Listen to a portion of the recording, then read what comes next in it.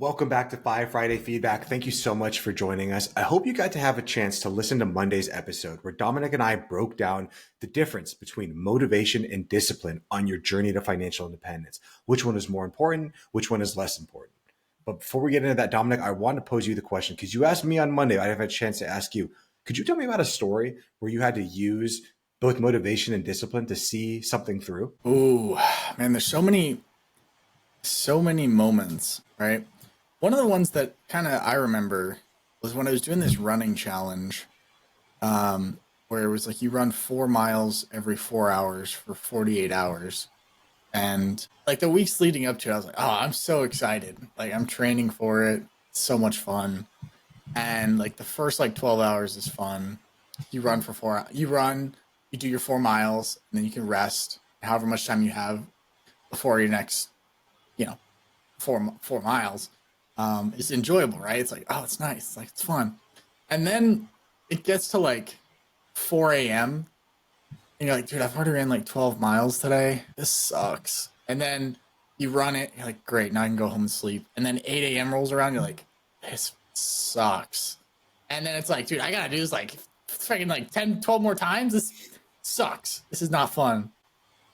It's one of those things where it's like, you're going to be happier that you do it in the end. And it makes the story so much sweeter, and it's not going to be fun. It's going to suck. It's going to suck.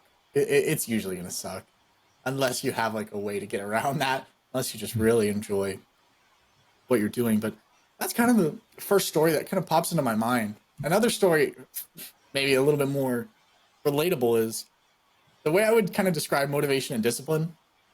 Motivation is like what we're doing right now. We're recording the podcast. It's so much fun recording the podcast. It's simple. I can stand here, we talk, we chat, we get to have like these in-depth conversations on how to be better.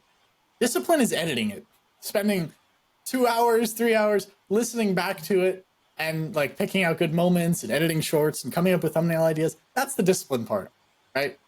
You can't have one without the other, which I think is something that most people maybe don't understand. You mentioned something last podcast about this Monday, how you kind of need motivation. Could you go a little bit deeper on that one, Chris? Yeah, I kind of define that motivation as like that feeling of excitement, that inspiration, that it's the energy that you need to start something. You do need that motivation because discipline is the doing what you said you would do, even when you don't feel like it. But the motivation is you saying the doing of what I'm going to do. So you're not going to create discipline of I'm going to do something without the motivation to actually do it. So they are hand in hand. So many people with our binary state of the way we think of the world works, we want to say like it's either motivation or it's discipline. When the truth is it's motivation and discipline. And to even take it a step further, I also think that it's the challenge. That's what people don't talk about. They ask the question, hey, is it motivation, discipline? Well, I think the more important thing to both of those is why are you doing that? What's the goal that you're shooting for? What's the thing that's even inspiring you to have motivation to achieve something, to create the discipline around it, to achieve said goal? If you don't know what that is, then what are we talking about here? Too many people go their entire life shooting for a goal, shooting for a challenge without realizing if that's what they actually want. How many of us do we just kind of go through life because our teachers told us something, mom and dad said you want to be this? How many people are attorneys now, CPAs, lawyers, whatever, financial advisors? I know I said I know I said attorneys and lawyers like they were different things, but Yeah, I got you. how many people are following a path that they never chose for themselves, that somebody else set for them, and they're just like, okay, I guess I'm going to go down this path. And then, at 40 or 50, they have their midlife crisis because they're not doing what they want because their challenge, their goal, the thing that they were motivated and disciplined for to achieve wasn't the right one for them.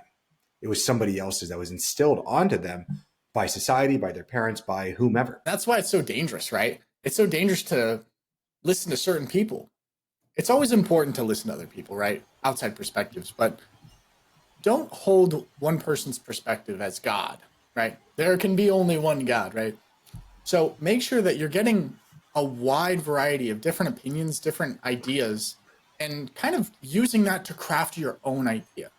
You don't have to be like, oh man, I love this Chris Monzon guy. I'm going to be Chris Monzon. Like everything about, like, I'm just going to, whatever move, he moves left, I move left. He moves right, I move right. It's like, no. Take a little bit from him. Take a little bit from me. I want to take a little bit from me too. Take a little bit from other people, right? Don't just try and emulate one person. Try and figure out what you want to be in this life and go after it and use discipline, use motivation to get there.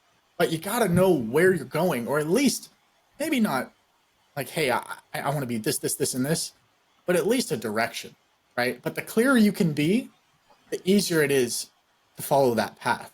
So try and make it as clear as possible. But if you don't know, just start. At least start something. Start with the basics, right? You know, a lot of times people think like, man, I just don't know what I'm going to do with my life. Well, I don't believe you. I don't believe you. I think that's a overgeneralization, right? Do you want to be healthy? I'm asking the viewers, right? Do you want to be healthy? Yeah, of course, right? Well, what does a healthy person do? Let's start there. Right? Well, they let's think about it. What do they do, guys? They go to bed on time. They wake up on time. They have a healthy meals, right? They go to the gym.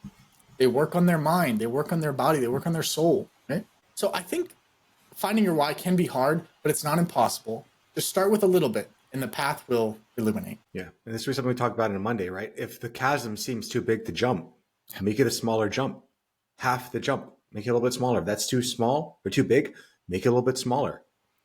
I think too many people, they go through life hoping that their motivation will stay consistent. And that's one of the most common things that I see as a pitfall for motivation versus discipline is they think that I'm motivated now, therefore I will be motivated forever. Spoiler alert, you will not.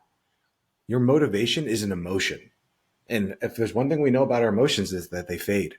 They come, they go. If you watch your emotions for any length of time, you notice that whoever's taking control of the driver's seat, they're only there for a little while before somebody else, some other version of you comes and takes control. And that version might be motivated. Then the next one could be disappointment. It could be sadness. It could be sloth. It could be one of those ones that doesn't want to do anything. And when that happens, you need to prepare for that by setting up our discipline, by setting up our systems and our habits. So when those moments of, I don't feel like it, my motivation is waning, you get to lean on something else. You have all these other versions of you that are working in the same goal, working to go towards the same direction, rather than just focusing on one driver in the car is trying to get us to a place and everyone else is fighting him. And the way I kind of look at it is like motivation lures you in, but discipline is the test to see how bad you really want it. And some of us don't want it bad enough. Some of us are okay being overweight. Some of us are okay being poor. Some of us, and I don't mean poor in a negative way, right? I mean low in finances, right? That your money just isn't managed properly. Some of us are not where we want to be, and we're okay with that. Only till you get to the point where you're no longer okay with it, and you make a verbal change, you change, can you really go after it? I hope that you're addressing the problems in your life head on. Because I know everybody has problems. Everybody isn't where we want to be, right? I don't know a guy who's exactly where he wants to be. I don't know if I'd want to meet a guy like that. I want to meet the type of people who it's like, hey, I'm here, and that's where I'm going. And that's where I'll be in 6 months. And I'm always on the move, always on the constant, improving. That's the kind of person I want to be like. Maybe you guys want to be like that too. What else can we learn from Monday's pod before we get on to our mailbag, Chris? I think you brought something up that's really important. It's being the kind of person that you want to be and staying true to that even when things get hard. I think a lot of people, they'll go around, they'll complain like, oh, this isn't the way I want to be. And like we get more into the I'm going to complain about it than actually do something about it. People don't change until often they're forced to change or until the discomfort of being in the pain is stronger than the fear of what change might bring. Because your brain, you might hate the situation you're in, but your brain only has one goal. That's to keep you alive right now. You might hate your situation. You might not be a happy person. You might be everything, but your brain knows that you're alive. And therefore, it doesn't know what's on the other side. It doesn't know what happens if you change your life. Maybe you are financially poor and you're like, I need to get out of this. I need to get out of this. But every time that you get to it, you might have the motivation, but the discipline goes away and you don't actually achieve it. That's your brain telling you, hey, I don't know what's over there. I don't know what's on the other side of actually having money. I know that when we're here, when we're poor, we're not happy, but we're alive. But over there with money, we might not be alive anymore. So that's when you have that motivation, that discipline, but more importantly, that challenge, the challenge of why I want to be quote unquote rich, why I want to be wealthy, why I don't want to be paycheck to paycheck. If it's an honorable goal that serves you and uplifts the community, uplifts other people, then that's the kind of time where we could begin to align motivation, align discipline, and align the challenge to actually see that goal through. But that takes a lot of work. It takes a lot of consistency. It takes a lot of effort. And too many people are going through life hoping to not put in effort, consistency, and hard work. Everyone just wants the 5-minute ab. I just do this one time and now I have it the rest of my life. And unfortunately, that's just not the way the universe works. Strong enough why can bear any how. And I hope you guys find the strongest why you can. And I hope that makes sense to you. I hope that makes sense to you. Any final thoughts, Chris, before we move on to our viewer mailbag? Any tips and takeaways you kind of want to give us? Yeah, some of the big takeaways are really just use motivation to start. Once you have the challenge, once you have the goal, use it to start and capitalize on that energy to create the systems, to create the habits, to create the discipline that you need to have. Shift your focus from feelings, the feelings of motivation, to the actual actions of getting it done. Too many people get stuck in the feelings of, oh, this is what I'm going to do, rather than that this is what I'm doing to achieve it. You need to move over. You need to prioritize actually showing up and doing the work, not just feeling excited about showing up and doing the work. How many of us say, oh, when I go to the gym, I'm going to do all this stuff. And then they show up at the gym and like, I'm not going to do it. It's the exact same thing with your finances. Exact same. So if you need to just build tiny, consistent habits that are tied to that honorable goal, that's what you need to do. And if the tiny habits are too big, make them tinier, make them tinier, make them tinier until you can actually achieve them, and then make it bigger, make it bigger, make it bigger. Most importantly, you need to revisit your why when things get tough. Because I promise you, in life, things will get tough. And reconnecting to that purpose, that challenge, when the hype goes away, when the feelings of excitement go away, when the motivation wanes, when life comes and kicks you in the ass for no fault of your own, that's when you need to revisit that why. Why am I doing this when everything is against me, when everything feels like it's just trying to attack me? You need that motivation, that why, and that discipline to help you through those moments. So get them all set up to help you go through that, because life is hard and it's not going to get easy. And you said something there that kind of sparked something in me. It's okay that it's hard. It's okay that life punches you in the teeth. It's okay that life's giving you the business sometimes. That's okay. That's good. It's not just okay. That's good. That's good. It's good. It's good. If you're in a place where you're trying your best and you're still not getting it, good. It's giving you an opportunity to show how dedicated you are. Showing the universe, hey, listen, throw whatever you want at me. I'm still here. Can't move me. You can't move me. I'm going to be right here. There's this quote by David Goggins I love, and I'm going to remove the profanity from it because that's just not who I want to be right now, right? He's like, a warrior is a mother trucker. A warrior is someone who says, I'm here today. I'm going to be here tomorrow, and I'm going to be here the next day. I always love that. I got that on repeat in my mind, and I love that. I always think of Jocko Willink, where he just says, whatever you're facing in life, good. Yeah. Doesn't matter what it is. Oh, you just lost that big shipment? Good. You just lost your biggest account in the world?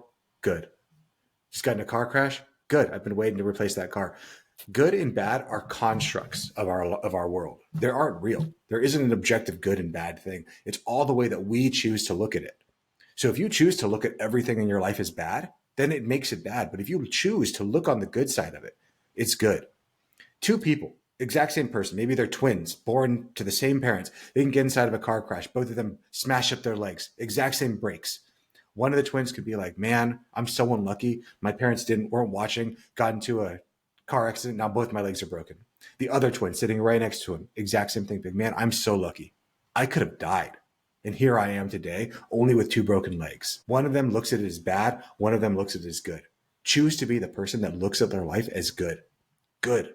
Because there is no objective truth if it's good or bad. That's something that we get to dictate based off how we want to see the situation, which is a personal choice that you get to make every single day. I'm not saying it's easy, but I'm saying it's a choice that you get to make. Love that. Love that.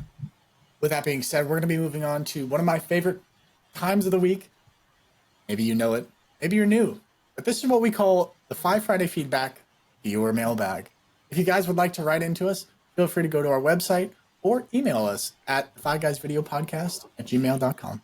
Today's header help, help. I'm 19 and facing being kicked out. What should I do? How about Oh boy. that? That's a doozy. All right, let's get into this one. Howdy, Fi Guys. Howdy. That is us. Howdy. I'm a huge fan of your show, and honestly, I'm reaching out because I really need some guidance right now. Understandable. I'm 19 years old, living on the East Coast, and it seems like I'm about to be kicked out of my house.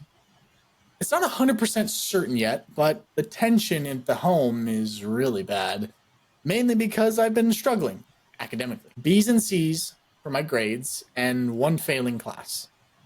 I was going to say B's and C's. I mean, that's pretty good. I mean, I'm going to be honest. For me, when's the parade, baby? Like, let's keep it going. I was a terrible student.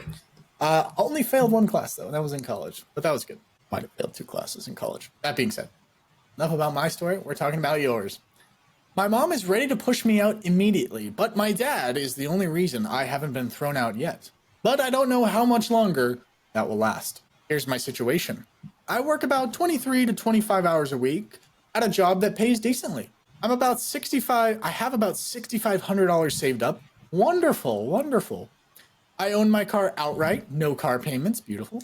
And I have a phone plan, but it's under my parents' account, so they'll likely cut that off when they kick me out. Boy. I have a sleeping bag, a backpack, and some essentials, a portable phone charger, and some clothes. Gotcha. 23-year-old starter kit. Cool. I'm trying to think worst case scenario plan. Totally. If I get kicked out, how do I survive? Where do I start? I'm especially stressed out about finding a place to stay. I don't know if I should sleep in my car or if there's a better plan. Keeping my job. Obviously, if I lose my job, it's game over. Dealing with insurance. I'm dealing with health insurance, and I'm a new driver, and they mentioned that the premiums are crazy high without my family coverage, and medical and dental coverage would be a big worry. Yeah, for sure. Long-term planning. How do I make sure that I'm not just surviving, but I'm actually building a better future from here? I feel completely lost. I'm trying to be responsible. I saved money. I'm working, but it feels like the rug is about to get pulled out from underneath me, and I don't know what my next move should be. If you were in my shoes at 19 with just a car, $6,500 and a job, no real support system, what would you do first? What would be your priorities? And what is the smart way to stretch my savings without sinking deeper and deeper into a hole? I appreciate you guys for even taking the time to read this, and you have no idea how much this would mean to me to get some solid advice from people who actually understand money and life struggles. From kicked out the door, but ready for more, I'm 19 and bold, chasing dreams untold. How about that? Interesting, man. If I had $6,500 at 19, man, oh man. And a paid off car. I did have a paid off car. But that's a good chunk of change. That's a good chunk of change at 19. I was gonna say, at 19 years old, he's actually sitting better than like most people in their 30s. So to be fair, like it's all a matter of perspective. Yeah. And speaking of perspective, what is up with this mom, dude? Mostly A's and B's and failing one class. I have to imagine you're 19 years old, so you're probably a freshman in college. That is better than par for the course. Like you're hitting a birdie. Like good on you for having A's and B's and one failing class. Like I'm confused. I don't understand what's going on here. Let's get her transcripts. Honestly, let's pull up the records. Honestly, let's get the transcripts going here because that is pretty solid. I feel like and don't take this as like a pass, but if you're not failing at least one class in college, did you really go to college? Like the goal of college is to push yourself past what you think is possible.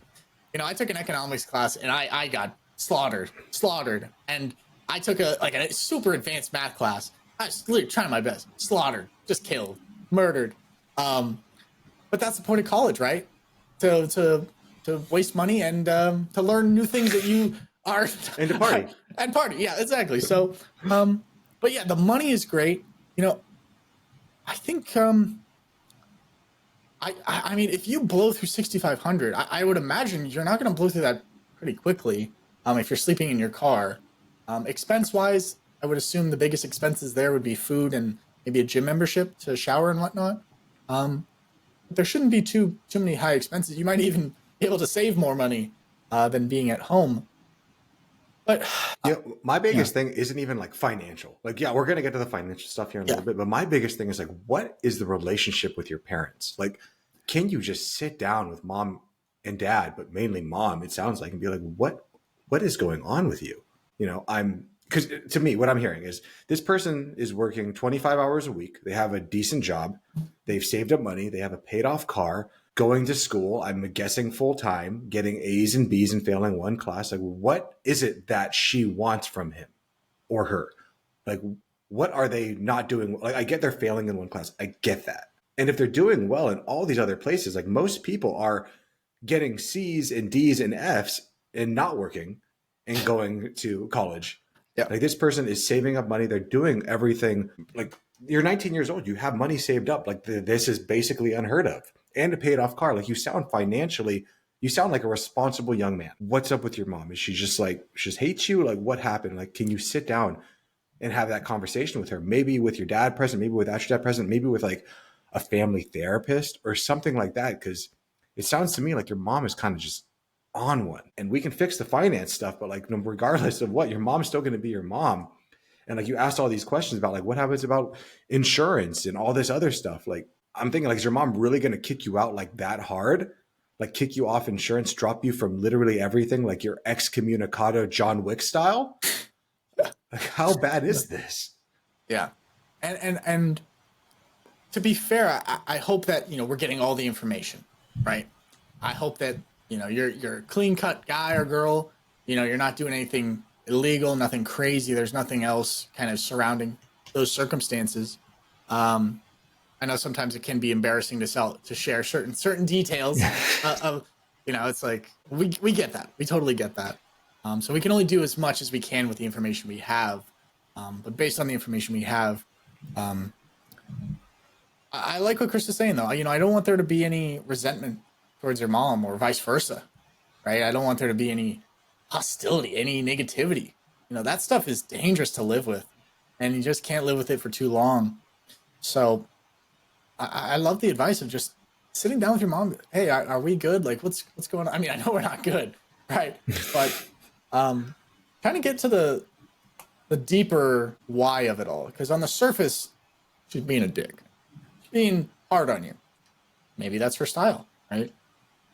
But try and understand where she's coming from. And that might help you to understand it more. And you might be able to bridge the gap. The gap might be closer than you think. Yeah. I think it's important to go in there with the intention of learning the expectations, but also learning to learn what your mom's goals are, learn about herself, learn about all these things. Cause like you said, Dominic, they might be closer than they think. And who knows, maybe our friend here who's writing in, like they could be like, oh, I only shoot up heroin and bring my heroin buddies into the house, like only on the weekends. Like they could be leaving out huge portions. And like, maybe this has nothing to do with the grades, with anything like that. Maybe the mom's like, no, dude, it's because you're shooting up in my house, or like because you are shooting gun. Like I don't, like could be, there's so many other things.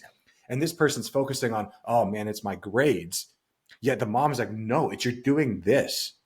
So that's where that honest conversation comes in. And I know it's hard to sit down and maybe talk with your mom and like have her just basically ring you over the coals if that's the case. And you need to go through that. As I promise you that will be a lot easier than getting kicked out of your house because of some miscommunication issue.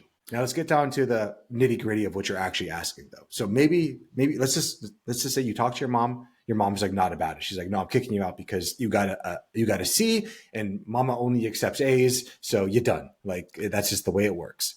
Hopefully that's not the case. I doubt that is the case because she raised you for 19 years. I don't think she was just waiting till you hit 19 to like be like, yes, now we can do it. But I don't know. So the first thing I would do is you need to try to secure some safe shelter. So you can always go to Google, research local shelters, youth housing programs. Worst comes to worst, you can always ask your friends or your family just to couch surf as like a short-term option. I say your worst case scenario is you're sleeping in the car. Sleeping in the car, you get a $10 a gym freaking membership to Like Planet EOS Fitness. or Planet Fitness. EOS. Yeah. Anyway. Planet Fitness is cheaper. Yeah, just go in there, you take your shower, bathe, do whatever you need to do, or ask dad, like, hey, can I sneak in when mom leaves to like shower real quick or whatever you need to do. Or raid the pantry. Yeah. Can I just get some food? Please more. Please, may I have another? Okay. Okay. The Solid big, advice. solid advice. The big thing I would do right now is you said you have a job that's 23 to 25 hours a week. That's solid. Now, solid, I don't know what that means, but if you are kicked out of your house, that income is going to be your lifeline. So I would try to maintain that reliable work as best as you possibly can. If, and this is a big if you need to leave school for a little while because you got kicked out of the house, and like if you can maybe increase your work hours to 40 hours a week, like I don't know what you're studying in school, but you are gonna have to like make this determination. Is going to school for like a liberal arts degree in like basket weaving really worth 4 years of your life if you have a reliable job? I don't know. Maybe you're going in and you're studying engineering or something like that that's going to have like a good ROI. Make that choice. Who knows? Maybe that's what your mom's mad about. Maybe she wanted you to go into like the family profession and you're like underwater basket weaving and you're getting a F in that class. That's a reason to be upset. Not a reason to kick you out, but a reason to be upset. Yeah. So that's going to be a determination you're going to have to make. Again, I'm making a lot of assumptions that I don't know the answer to.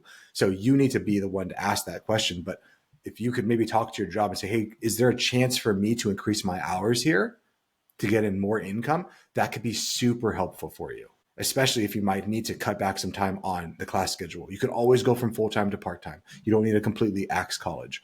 But I just don't like when people say like, oh, if you leave college, you can't go back. Like that's that just because they didn't go back doesn't mean you can't go back. There's nothing in the law that says if you leave college, you're done forever. Yeah. When it comes to the car, protect it to the best of your ability. Don't drive like a crazy person. Don't do bad things. Prioritize to the best of your ability, keeping it maintained and insured. Shop around. That's the best thing I can recommend is shop around. Don't just go with one provider. Continue to look. In terms of cell phones, if you are kicked off, and this is a lot to say that your mom is not only going to kick you out of the house, but kick you off of everything. But if she did, there are so many prepaid ones that are out there. I know Mint Mobile is a big one, not a sponsor, but hey, Mint Mobile, if you're listening, like reach out. We'd be happy to deal with something like that. But I know there's a lot of them that are just cheaper because they don't have the overhead of in-person stores. I hope right now you're kind of tracking your budget. Hopefully, like at this point, you're not spending anything. You're living at home. Ideally, you're not eating out. You're not doing a lot of stuff because you're going to need to now have all the money that's going towards savings, most likely, go towards essentials like food, gas, car insurance, and a minimal phone plan, and maybe a little bit of housing, like paying a buddy. Like, can I sleep on your couch just for a little bit? Because you really need to make sure that you stretch that $6,500 and plan it out to go as long as possible to get you to this stabilization period where either the work picks up to 40 hours a week or you find another job or another part-time job or you leave work or whatever. Yeah. I would, if I was you and like this, and maybe the conversation with mom doesn't go well, I would start researching like room rentals right away. I wouldn't be looking for like a studio apartment. I'd be looking for like single bedrooms in like somebody's house. You're 19 years old. This is the time in life that you get to have your fun adventure of like going and like living in a situation that to mine and Dominic's life would be like unheard of. But this is the time where you're going to get to look back on your life and be like, yeah, I got to have all these crazy experiences because I moved into this house with whatever. If you can, I would definitely talk to dad and mom and see if you can stay on their health insurance at least, because health insurance will be a beast. That would be the biggest reason to go full-time at your current job, especially if it's good. Ideally, you can stay on their insurance, which you are able to stay on their insurance up to the age of 26. Unless they actively remove it, you should be fine for now. Again, that's if they don't actively remove it. Yeah. We talked about school, and the biggest thing I would do is you've already started this, but reach out to trusted adults, whether it be mentors, teachers, extended family, anybody who can offer advice and support. We can offer as much advice and support as we possibly can based off just your letter. But there are people in your life, I'm sure, that you can turn to who know you personally. So I would say stay humble when you're talking to your mom, but stay determined to find peace with her, to understand where she's coming from, to understand her expectations for you. And remember that this is just temporary. All things in life will pass. This too shall pass. With good decisions now, this situation will not define your future. It'll just be a stepping stone to the next place that you're going to end up at. Which right now I know it's like, it sucks for me to just tell you, like, you're going to make it through it, man. Like, just keep on swimming. Yeah. And unfortunately, that's the best I can do. Well, we hope that helps. We wish you the best of luck and feel free to write in anytime you guys want. We're going to be moving on to our win of the week. We always have win of the week after Mailbag. It's not like, hey, it sucks that you're in a car. Or you're going to be in a car now, and now we're going to say our wins of the week. So just a heads up, we always do this after every Friday pod. So I'm going to go first since mine is less cool than Chris's. So my win of the week is I've got two. I got two win of the weeks. So I engaged one of my superpowers a couple days ago, and in one of the discords I'm part of, it's for like wholesaling real estate and whatnot, helping you learn and just find deals, analyze, and do all that fun stuff. They were having like every day they had live streams and whatnot, and you can go up on the live stream and you can ask for help, right? So one of my things was I got up on stage with them. And it was like 130 people in the Discord, and I was asking a bunch of questions, and I got up there and I was like muted at first because there's a few people else up there, and I was like, oh man, I'm kind of nervous. Why am I nervous? Like I stream, like we do the pod, like I'm a great speaker. There's no reason for me to be nervous, but it reminds me, it's like, okay, you're gonna have to be the idiot in the room sometimes, and that's okay, Dom. You're great at being the idiot in the room, because if you're the idiot in the room, you're in the right room. You're learning the most out of everyone. I love that. I love that about me, that I have the ability to just not afraid to be the idiot in the room, right? So that's my first win of the week. My second win of the week is I got a new personal best on the stair climber of 100 flights in 28 minutes. So I was really happy about that. So I might go and try and break that. What time is it? Later today, maybe tomorrow. We'll see. But yeah, those are my two wins of the week. Cool. My win of the week is I was recently approved for the Amex Platinum Business. This one has a pretty huge annual fee, which sucks, and a big minimum spend to get 200,000 points. So right now, my wife and I, we are planning a trip in 2026 to Australia. Yes, that's how far in advance we start to plan these trips. But we're trying to use all points to fly to Australia and stay there for about 2 weeks in a few different hotels. So this 200,000 points is going to go a long way for our hotels and for our flights, which we hope to be able to fly business class, because those are some pretty long flights. So this card is a $700 annual fee, which definitely sucks, but $700 annual fee for $200,000 or 200,000 points, which we say is roughly 2 cents per point. That's about $4,000 in value. So $700 for $4,000 of value. I think that's a win. The other thing that's difficult about this card is it does have a $20,000 spend to get the 200,000 points. That's why we don't just open these cards willy-nilly with the business cards, because they have higher spend, because obviously they're for business. So we have to be very strategic on this. This is kind of part of credit card hacking the right way. We were waiting until we knew we had a bunch of expenses. And since we're in the current process of our move, we know we're going to have to pay for a moving team and pay for new furniture and all this stuff when we get down to San Diego. So we're like, hey, right now is the time that we can hit a $20,000 spend in 3 months, because we have all this stuff happening. But if we didn't have all this stuff happening, there'd be no way to do that. And that's the most important thing for the credit cards. We're not spending money we wouldn't already spend. We're spending money that we were going to spend already, and we're getting points on top of it. So that's always a big thing that I want to make sure we talk about whenever we say, hey, we're doing this credit card hacking. We're not spending money to make money. We're spending money we're already going to make, are already going to spend, and making money. I love that. That's a pretty good win of the week. An exciting time.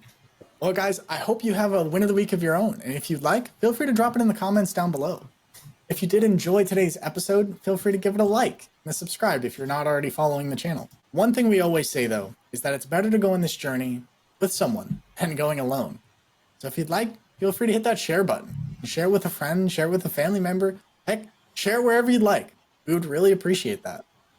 With that being said, we're thankful that you guys are here. And I'm Dom, he's Chris. We're the Fi Guys, and we'll see you on Monday. Later, guys. This video podcast is sponsored by Monzon Wealth. The content in this podcast is for informational purposes only and should not be considered financial advice. We do not endorse specific products or services. Past performance does not guarantee future results. The opinions expressed are those of the hosts and guests, not the podcast sponsor. It is crucial to consult with a qualified financial advisor or professional who can provide advice tailored to your specific needs before making any financial decisions, investments, or taking any other actions. If you are seeking specified help, you can reach out to Chris at monzonwealth.com.